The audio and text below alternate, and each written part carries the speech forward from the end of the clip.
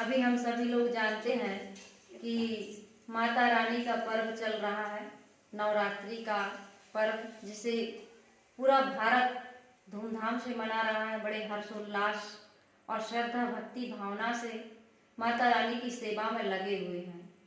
बहुत अच्छी बात है। हमारा भारत धर्म प्रधान देश है। आस्था और विश्वास पर यहाँ पर ज़्यादा बल दिया जाता है। मेरा निवेदन लोगों से यह है कि आस्था, विश्वास या श्रद्धा भक्ति कोई बुरी बात नहीं है, लेकिन हमें इसे कहाँ समर्पित करना चाहिए। यह आस्था या श्रद्धा या भक्ति या समर्पण भाव यदि हम सही जगह पर लगाते हैं तो हमारा जीवन निर्मल, पवित्र और आनंद प्रसन्नता से भर जाता है।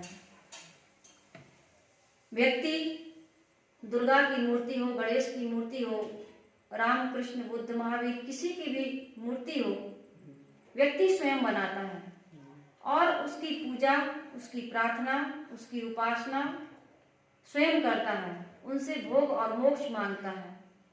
लेकिन विचार करना चाहिए कि मनुष्य उस देवी को, उस देवता को तो पूज लेता है जिसे उसने स्वयं बनाया, लेकिन उस देवी और देवता को नहीं पूज पाता है जिसने उसे बनाया।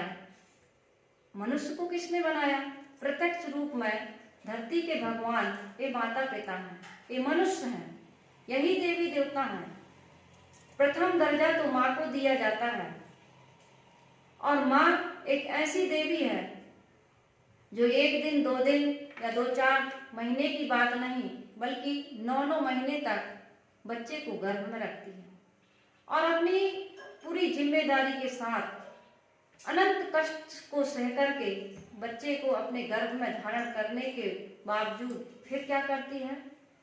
उसे इस संसार में लेकर के आती है। कितना कष्ट सहती है, कितनी उस तपस्या करती है। बच्चे का उठना, बैठना, सोना, जागना, चलना फिरना, यहाँ तक कि पढ़ाना, लिखाना, शादी विवाह करना, मरते दम तक माँ अपने बच्चों के लिए समर्पित होती है।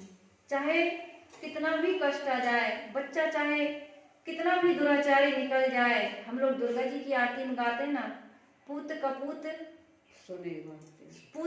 सुने बहु तेरे, माना सुनी कुमाता।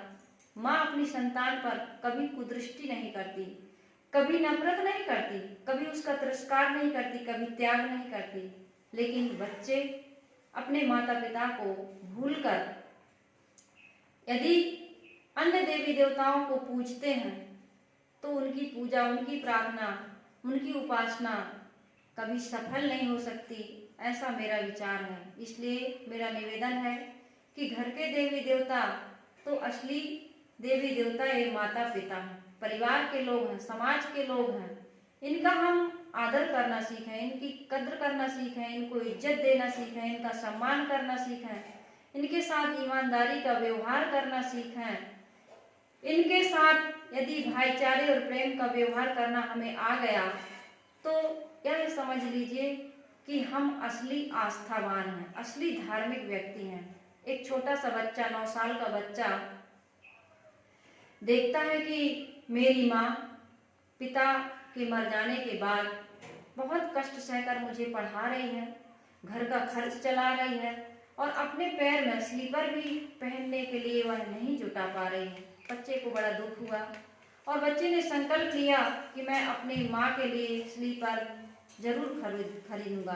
वह अखबार वाले की दुकान पर जाता है और वहाँ काम करता है, अखबार बेचकर माँ के लिए स्लीपर लेकर आता है।